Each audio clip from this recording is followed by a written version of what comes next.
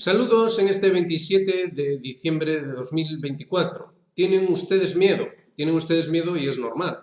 Es totalmente lógico que tengan miedo, puesto que ustedes de alguna manera saben que lo que está ocurriendo está sencillamente, inevitablemente llevando a consecuencias desastrosas, a todos los niveles. Pero concretamente en el nivel geopolítico no hay ninguna duda al respecto. Es obvio que las cosas se están poniendo sencillamente insostenibles dentro de la vida a la que veníamos acostumbrados y lo que se suponía que de hecho iba a marcar el futuro, aquello que se nos dijo hace ya unas décadas acerca de un futuro prometedor, un futuro donde, bueno, todo iba a estar estupendamente bien, puesto que la evolución humana había alcanzado la culminación, el progreso técnico, científico, médico, etcétera, etcétera. La realidad que tenemos ahora es la de una guerra mundial. Ahora mismo lo están llamando conflicto global. Conflicto global no es más que un eufemismo para guerra mundial. Ya no es solo el señor Putin el que utiliza ese término, ya se utiliza también en el bando de la OTAN. Conflicto global. Entonces, atención, porque en lo sucesivo ese miedo va a ser utilizado para consensuar. Así que vamos a ver el recorte de prensa para aquellos que nos dicen que, bueno, claro, es que traemos a colación medios propagandísticos, etcétera, etcétera. Miren, la cuestión es analizar la realidad de las cosas. Sea como sea, la inmensa mayor parte de la población occidental está siendo influida y mucho por este tipo de medios, ya sea de manera directa o indirecta. Entonces hay una serie de nociones, como lo que decíamos ayer, a raíz del artículo en Foreign Affairs, hay una serie de nociones que, digamos, que están siendo introducidas dentro del consenso general. Y una de esas nociones es la de que Rusia es débil. Y entonces lean ahí. Ucrania asegura que el siniestro del avión que se estrelló en Kazajstán se produjo por un ataque ruso. Ucrania. ¿Qué tiene que ver Ucrania en un vuelo que cruzaba el mar Caspio entre, si no recordamos mal, era Uzbekistán y el destino era Grozny, era Chechenia. Simplemente, ¿por qué razón Ucrania tiene algo que decir a esto? Esto es lo que cabe preguntarse. También se ha hablado de que un experto turco ha dicho que fue un sistema S-1 Pantsir el que derribó el avión. Ya lo ven, los medios están diciendo con toda claridad un ataque ruso derribó el avión. Cabe preguntarse por qué. Porque aquí lo que se está gestionando es el miedo, se está gestionando el miedo para alcanzar el consenso. Entonces, nadie, ningún analista va a ser serio si no les apercibe a ustedes de qué es lo que realmente está ocurriendo. Entonces, ustedes no interpreten las cosas según sus propios miedos, sino según su propio criterio. Criterio racional, por lo demás, no tiene nada de extraño, es lo que decimos. Un criterio racional fundamentado en un pensamiento crítico que saque adelante las necesarias conclusiones. Lean ahí abajo, Finlandia detiene un barco vinculado a Rusia sospechoso de dañar varios cables submarinos en el Báltico. Ya no es la primera vez que tenemos este baile de noticias en torno a cables submarinos. Recuerden, en este canal tenemos todo eso documentado. Hubo un corte misterioso entre los Bálticos y Suecia. Después hubo otro misterioso corte también entre Estonia y Finlandia. Y este es otro corte más. Recordemos lo que pasó con Nord Stream. ¿Qué es lo que estamos viendo aquí? En este canal, si ustedes lo siguen, y por lo visto deberían hacerlo, puesto que nuestras predicciones se van cumpliendo, y por cierto, aquí hacemos un pequeño inciso, algún listillo todavía viene diciendo que es que nosotros aquí fallamos cuando dijimos aquello de Siria. Oigan, amigos, era imposible prever lo que estaba por ocurrir en Siria cuando hicimos ese vídeo puesto que es imposible prever una traición que, digamos que, desafía toda lógica. Y, de hecho, los asuntos relativos a Siria aún están por esclarecerse del todo. Pero es obvio que todo aquello fue fruto de una traición dentro de un contexto. Y ese contexto es lo que estamos viendo aquí. Es lo que estamos viendo aquí a lo largo de estos ya 2 últimos años de documentación exhaustiva acerca de los diferentes eventos geopolíticos y su contexto. Además, hacemos un contexto histórico y, como ya bien saben, también de conocimiento tradicional sobre una tesis de fracaso de modernidad. De hecho, continuamos elaborando un libro a ese respecto. Así que lo que hacemos aquí es serio. Y lo que se está viendo en las noticias deja muy poco lugar a la duda acerca de las conexiones dentro de lo que aquí hemos conceptualizado como ofensiva de atentados y sabotaje de la OTAN a Rusia. Una ofensiva que está dentro de un contexto en el cual sencillamente ni la Unión Europea ni con ella la OTAN pueden permitirse en absoluto la caída de Ucrania, caída que está ocurriendo mientras estamos hablando. Ucrania tiene unas pérdidas enormes a nivel militar.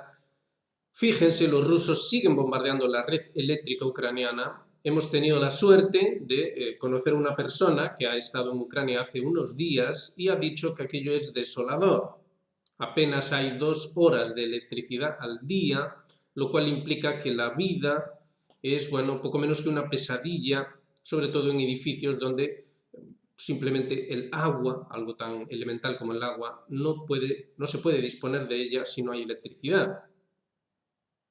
Entonces hay que organizarse para hacerlo todo en esas 2 horas y, bueno, ingeniárselas para sobrevivir además en pleno invierno. Ucrania está cayendo. Sin embargo, su líder, Zelensky, que ha sido catalogado por medios húngaros como una suerte de Hitler, loco en el búnker, se muestra extremadamente confiado. Ya lo ven, se dedican a mirar a ver qué pasa en Kazajstán. Se dedican a otras cosas, tienen otros objetivos. Y cabe preguntarse por qué es lo que sabe Zelensky. Ya lo hemos planteado aquí. Es obvio que Zelensky tiene contactos directos con la OTAN, con lo que sea que le quieren decir en la OTAN, en Estados Unidos, en la administración Biden, que como hemos visto en este canal, por cierto, mientras todos decían que Donald Trump iba a ser el salvador y que se iba a terminar la guerra, aquí decíamos que no, señor, que eso no era así. Y resulta que, vaya, parece que no, parece que el amigo Trump va a continuar con la guerra, lo mismo que había continuado Biden, es decir, lo mismo que había implementado Biden.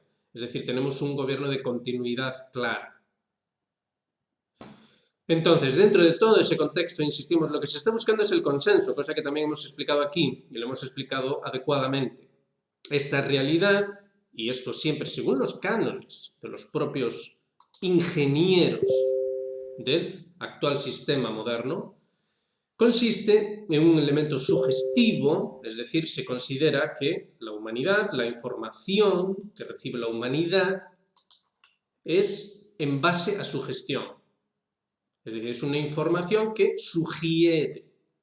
Esa información es controlado el discurso de esa información. Sobre esa información se elabora un discurso. La información en bruto no es nada coherente. Entonces se elabora un discurso, pero ese discurso debe ser consensuado, porque vivimos en Occidente que para bien o para mal es una sociedad plural, inclusiva, democrática.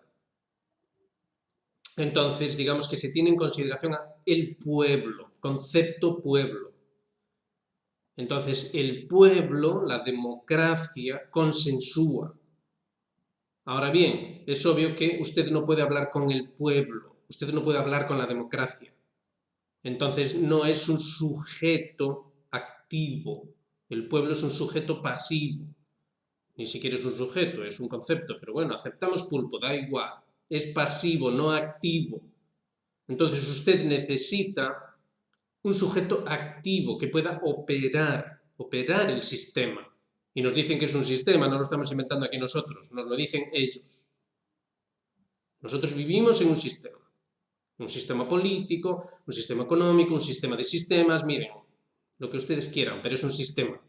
Alguien debe operar el sistema y quienes operan el sistema dicen hacerlo en base al consenso, dicen hacerlo como servidores del pueblo. Servidores del pueblo. Servidor del pueblo era como se titulaba la serie del señor Zelensky en el que hacía de presidente de Ucrania. Sí, la serie de Zelensky. Hubo una serie de televisión acerca de esto. Claro que seguro que algunos, cuando vieron aquella serie, ni se imaginaban lo que iba a resultar aquello.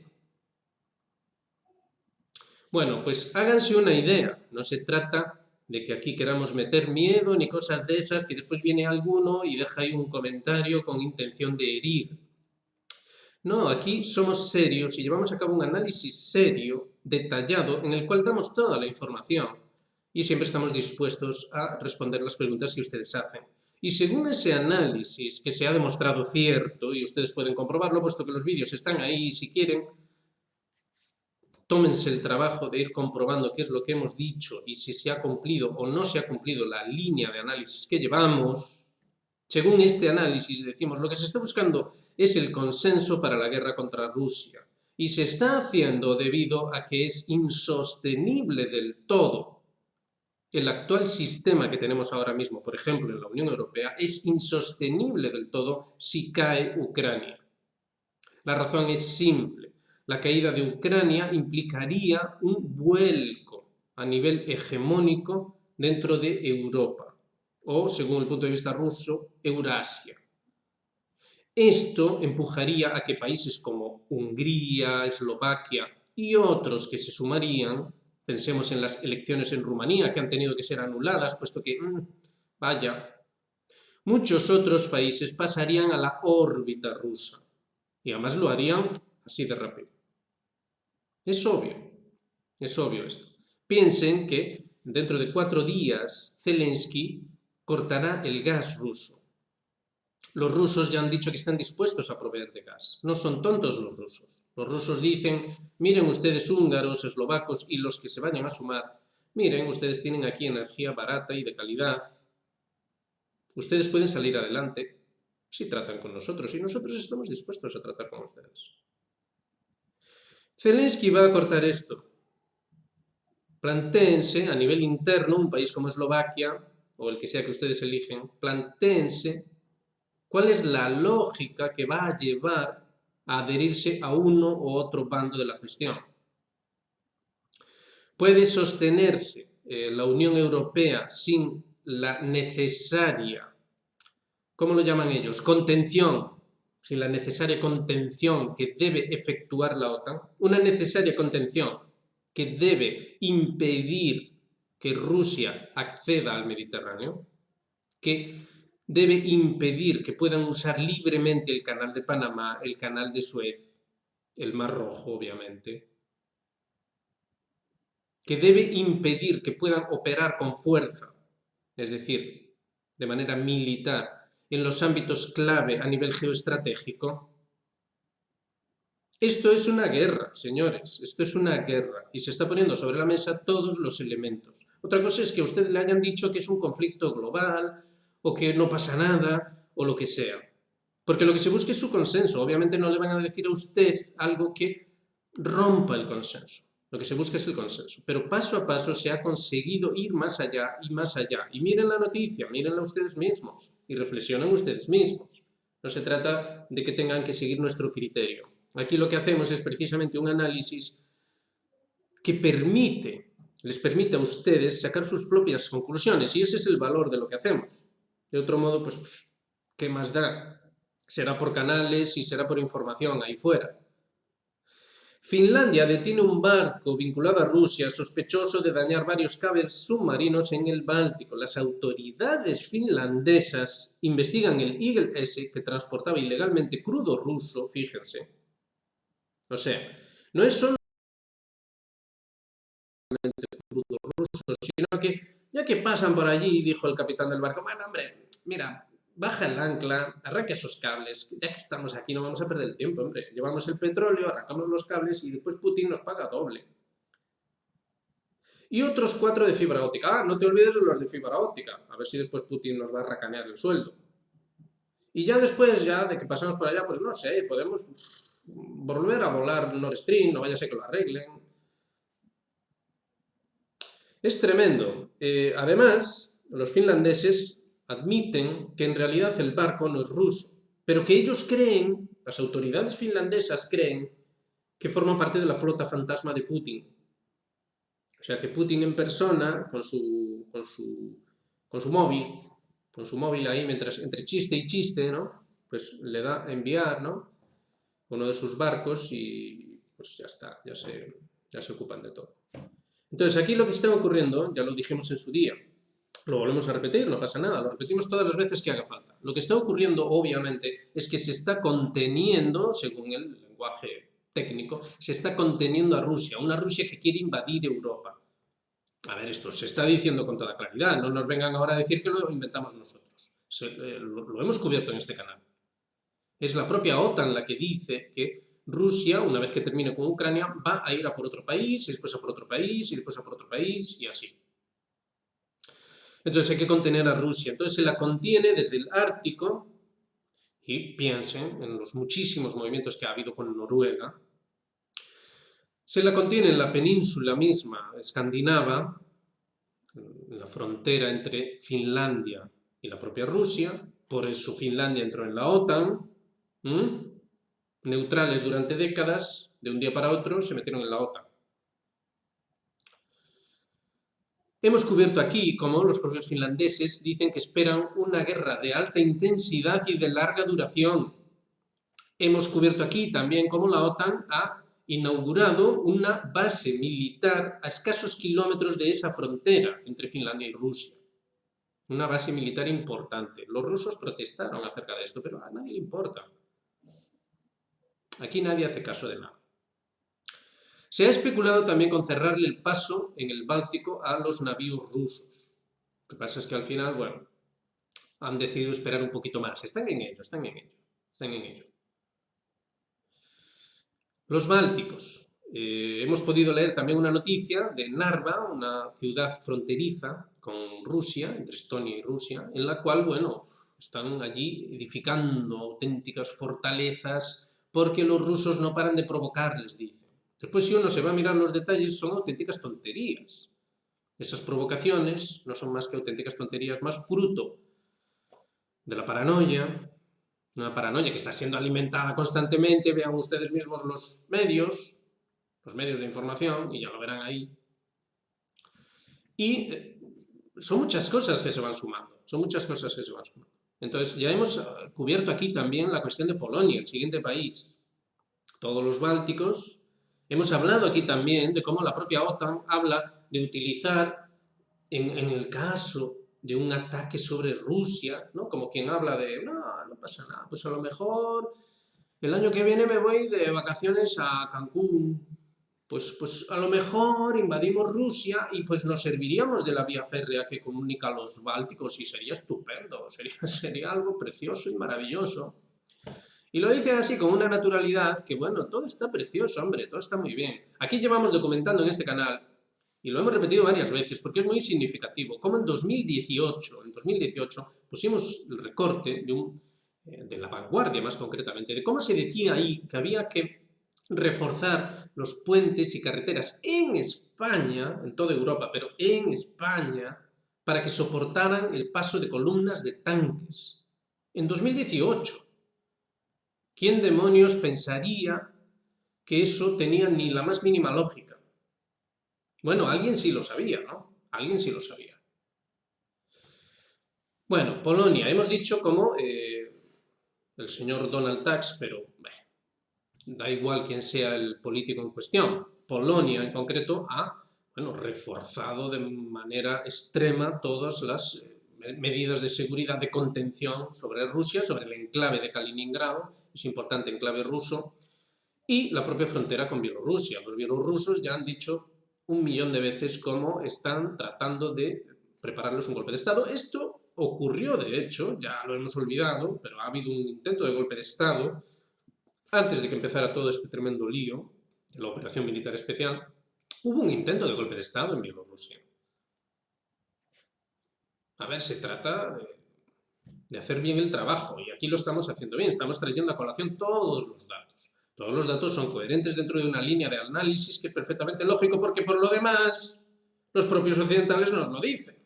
Es decir, es la propia OTAN que nos lo dice. Nos lo dicen con claridad. Un mundo más seguro. Un mundo más seguro, un mundo sometido a otro tipo de guerra. A una guerra cognitiva. Una guerra en la que todo juega. Los desastres naturales, la gestión de los desastres naturales, todos los elementos son guerra. Todos los elementos son guerra. Entonces, pues un accidente aéreo es guerra. Una rotura de un cable, algo que se consideraría pues, una cuestión de infraestructura, no es guerra. Todo es guerra. Mentir es guerra. Sugerir información es guerra. Decir la verdad, por lo visto, también es guerra. Es decir, todo, absolutamente todo es guerra. Y dentro de ese contexto vamos viendo, insistimos, esa contención de Rusia. Si seguimos hacia el sur, lo siguiente que tenemos es Ucrania. Ucrania no puede caer, es un país demasiado grande, con demasiados recursos, en una posición estratégica demasiado importante como para que la OTAN pueda permitirse perderla.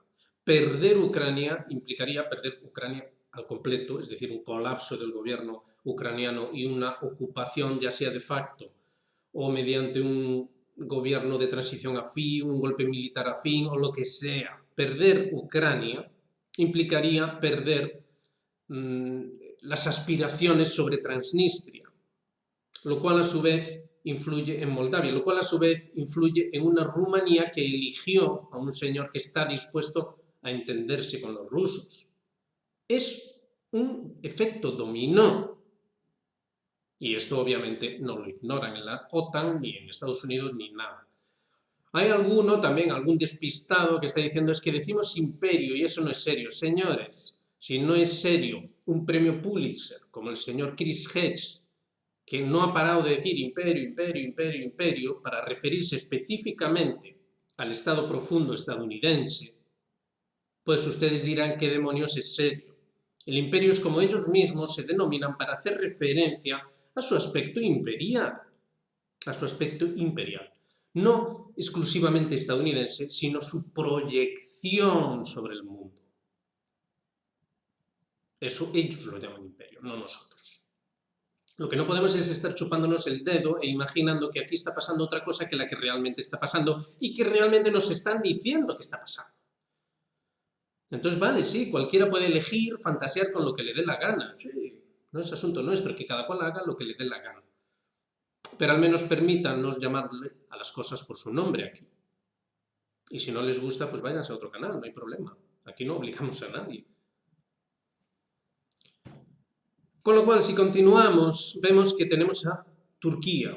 El colapso de Siria, esa traición que era obviamente imposible de prever, esa traición a nivel interno, perfectamente coordinada con la implementación de un post-estado neofeudal que está siendo caracterizado, nunca mejor dicho, caracterizado en un personaje totalmente de película, Al-Golani, que ahora le cambiaron de nombre, que era un terrorista, catalogado como terrorista por ellos, no por nosotros, por ellos.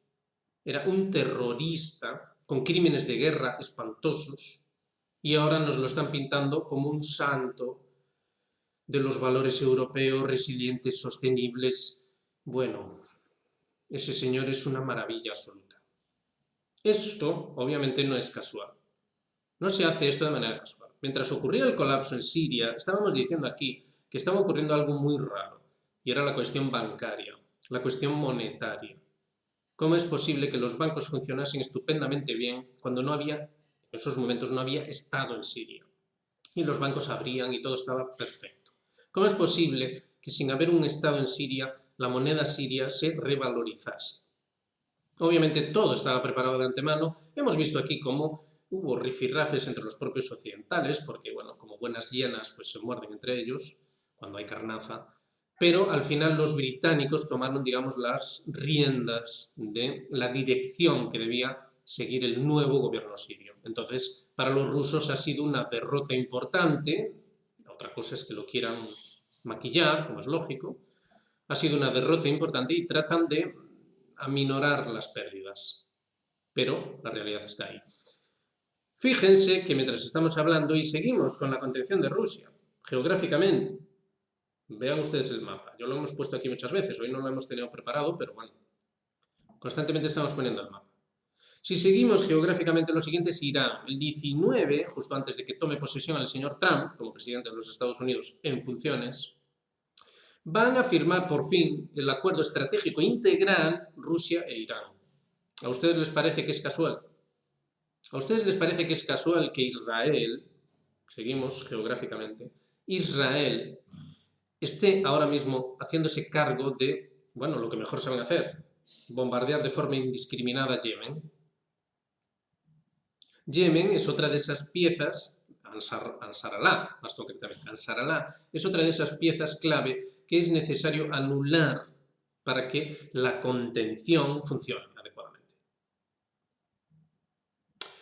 Ese buque ruso que ha sido hundido y que ha sido el señor Martyanov, no nosotros, quien ha sugerido que fue hundido por un submarino, eventualmente un torpedo, ahora se está especulando que quizá fue una mina, lo que sea. Ese buque iba a pasar por el canal de Suez, iba a pasar por el Mar Rojo e iba a pasar sin ningún problema, porque Ansar Allah no iba a atacar este buque. Entonces, es obvio que los occidentales necesitan equilibrar la balanza, porque Ansar Allah está haciendo una función muy importante anulando las cadenas logísticas occidentales, pero no las rusas, no las chinas, no las iraníes. Entonces, ¿se va a dedicar ahora Europa a este tipo de trabajitos? Bueno, lo vamos a ver. Al menos ya han empezado.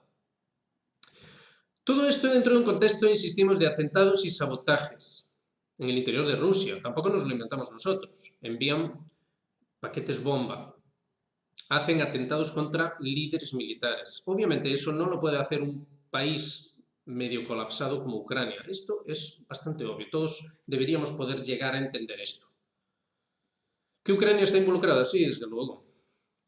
Pero que Ucrania hace absolutamente todo ese trabajo es imposible y bueno, esto es más que obvio. Hemos visto cómo se ha condenado a un estadounidense que en Rusia, en el interior de Rusia, estaba recolectando datos biológicos de ADN para entregárselos a Estados Unidos. Ustedes dirán, ¿nos lo inventamos nosotros? No, son las noticias, mírenlas ustedes si quieren. Se han desclasificado documentos en Estados Unidos que dan la razón al ya difunto general Kirillov. La famosa enfermedad inmencionable, aquella enfermedad que no podía ni ser mencionada, que ocurrió hace ya más de 4 años, fue guerra biológica de Estados Unidos.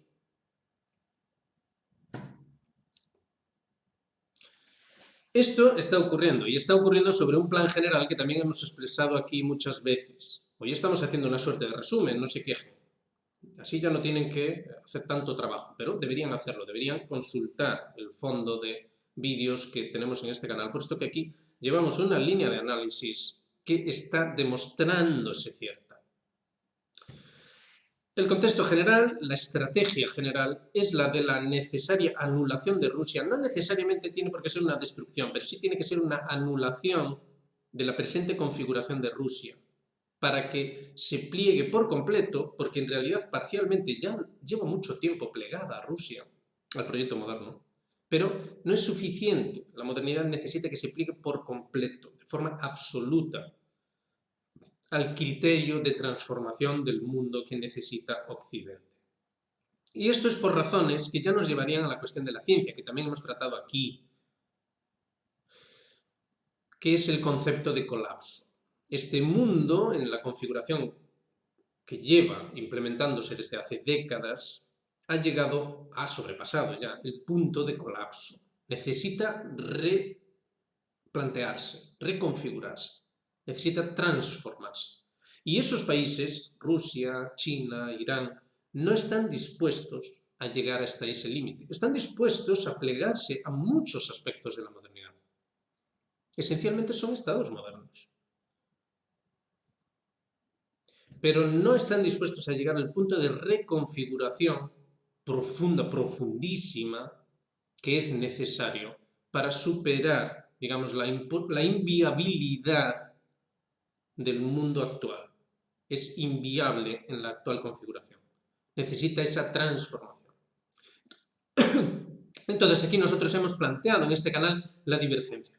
Según el pensamiento moderno, la reconfiguración debe ser la que ellos, de hecho, han expresado estupendamente bien. Hay una enorme cantidad de información en Internet, no vamos a entrar en eso.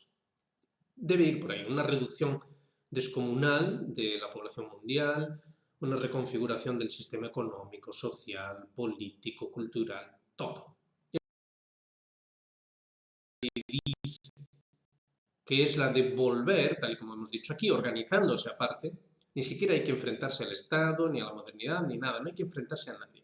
Se trata de organizarse aparte en una civilización tradicional, de manera tradicional. Entonces, ya no hay colapso. Las civilizaciones tradicionales vivieron en este mundo durante miles y miles de años sin llegar a ningún punto de colapso irremediable. Es decir, podía colapsar una civilización determinada porque se degeneró en lo que fuera, pero no un colapso planetario. Nunca ocurrió tal cosa. Es decir, pongamos por caso si colapsaba pues, la civilización romana, por poner un ejemplo, el resultante no era la muerte total. El resultado era que las posibilidades estaban ahí de forma más precaria, lo que sea, lo que queramos, pero el planeta seguía, la vida seguía. Sin embargo, la modernidad ha llegado a un punto en el que sencillamente no puede colapsar sin que el resultado sea la extinción, básicamente. Entonces, todo esto no nos lo inventamos nosotros, insistimos, todo esto es lo que la propia modernidad dice. Es decir, al menos reconocen esto. Al menos lo reconocen abiertamente. Simplemente que la solución que ellos proponen es, bueno, un disparate absoluto. Una monstruosidad y una aberración. Pero bueno, ellos consideran que es la única opción, la única manera de salir de este lío. Y los países díscolos, como Rusia, como China, como Irán, lo que pretenden es continuar, quizá haciendo otro tipo de transformaciones, de otra manera, otro modelo, bueno, lo que sea, pero básicamente lo que pretenden es continuar sin implementar esas medidas, o al menos no todas esas medidas.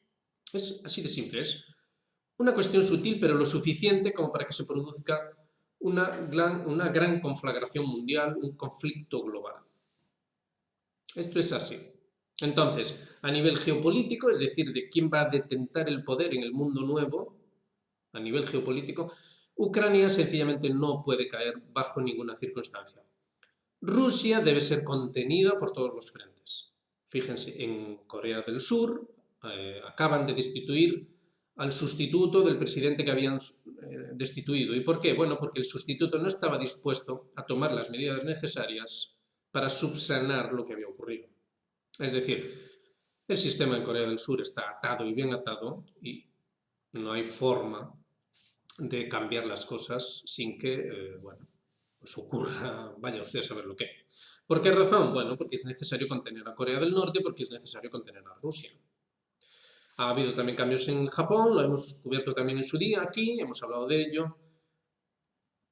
Es decir, tenemos una contención de ese corazón del mundo dentro de la concepción doctrinal anglosajona y tenemos un elemento sionista, que digamos que es el que le da la pátina trascendente al revés, pero bueno, trascendente, a todo el proyecto. Entonces digamos que el mundo nuevo, el mundo transformado que va a venir después, es un mundo elegido por Dios. Es un mundo mesiánico. Es el mundo al que va a venir el Mesías y va a ser todo precioso, va a ser todo estupendo. Y digamos que lo sobrante se va a retirar y todo va a ser estupendo. Bueno, todo esto también lo hemos visto aquí en detalle, todo esto fue anticipado con siglos y siglos de antelación, como el gran engaño del advenimiento del anticristo, es decir, una representación mesiánica falsa, un gran engaño. Y en eso estamos inmersos. ¿Lo inventamos nosotros? No, señor, aquí ya lo hemos cubierto vayan y compruébanlo si quieren, ha sido el propio Netanyahu el que se ha presentado a sí mismo como interpretador autorizado de la escritura. No nosotros, o sea, el señor Netanyahu ha hecho esto. Y tiene el apoyo más que suficiente en Israel y en el mundo sionista, y no todos los sionistas son judíos, como se encargó de decirnos en su día el señor Biden, tiene el apoyo de todo el mundo sionista en esa consideración. No, es que este señor es un profeta, o quizá algo más. Vaya usted a saber. Entonces, que cada cual saque sus conclusiones. Aquí, como ven, hacemos un análisis completo que tiene en consideración todos los diferentes elementos de la realidad, puesto que aquí hacemos profesión de la tradición y del conocimiento puro. Por eso tenemos en consideración todo. Y lo decimos abiertamente, lo exponemos aquí abiertamente. Lo vamos a exponer en forma de libros, estamos avanzando, la verdad es que es difícil, muy difícil, sintetizar y condensar todo en un libro, pero esperemos que arroje un poco más de luz acerca de todos estos procesos y lo hacemos aquí, en este formato de vídeo, día a día, como ya saben, y viendo las noticias. Así que bueno, nos habíamos quedado en esto, nos habíamos quedado en la cuestión del Báltico y de cómo Finlandia sigue paso a paso, bueno, la hoja de ruta que ellos mismos plantearon, la de una guerra de alta intensidad y de larga duración, con Rusia, nada menos. Así que tampoco es que sea nada nuevo esto. Y Larry Johnson, bueno, especula también acerca de la cuestión del avión, la cuestión del barco. Obviamente todo esto significa algo. Y entonces, pues fíjense, más allá de la cuestión del avión y del barco que ya hemos tratado, no vamos a seguir, fíjense cómo los servicios secretos ucranianos, obviamente con ayuda occidental, obviamente, esto lo han dicho los propios rusos, no lo decimos nosotros, han intentado ejecutar ataques adicionales en Moscú. Durante los últimos 2 días, los servicios rusos de seguridad anunciaron la captura de varios individuos rusos, los cuales habían sido reclutados para llevar a cabo ataques terroristas usando explosivos. Y aquí se habla de cómo, el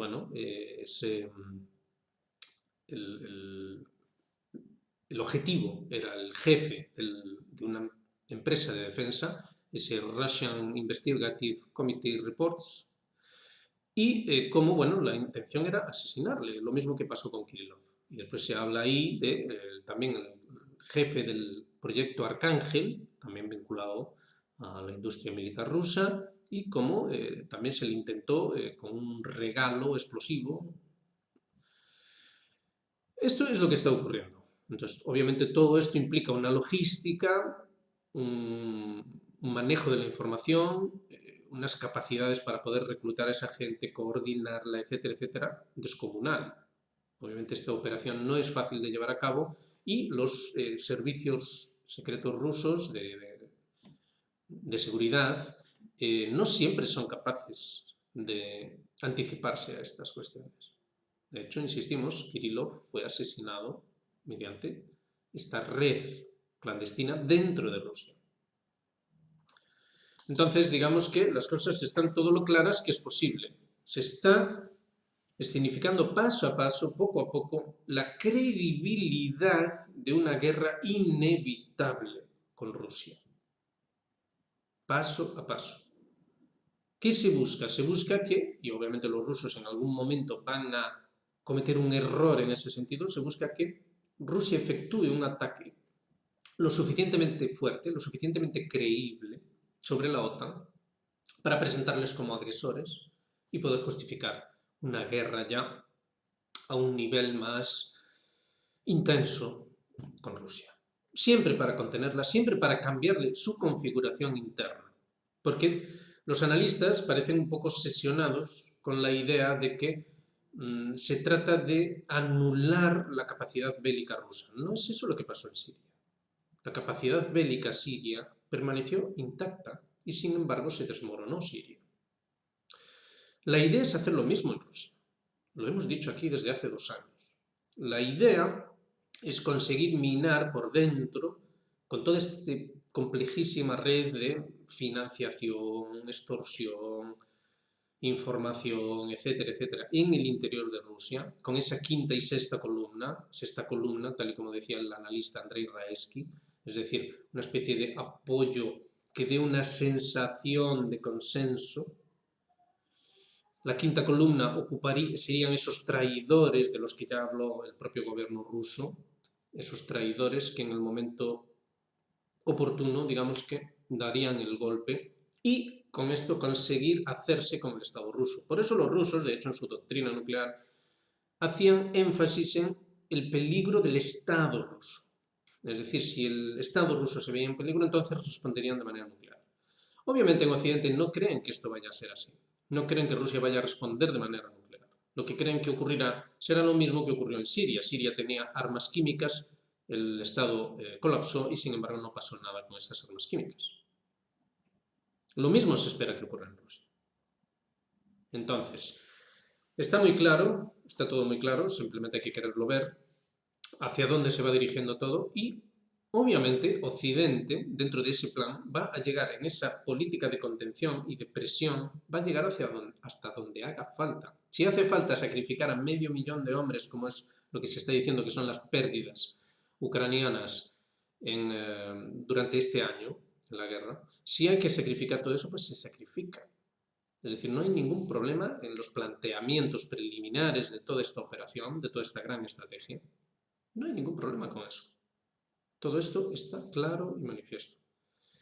El hecho de estar recuperándose los servicios militares, el hecho de estar hablándose de cantidades asombrosamente altas de PIB destinado a defensa y un larguísimo etcétera, aparte de toda esta suerte de consenso sobre el miedo ruso, el miedo amarillo, el peligro rojo, el peligro musulmán, todos estos peligros, toda esta,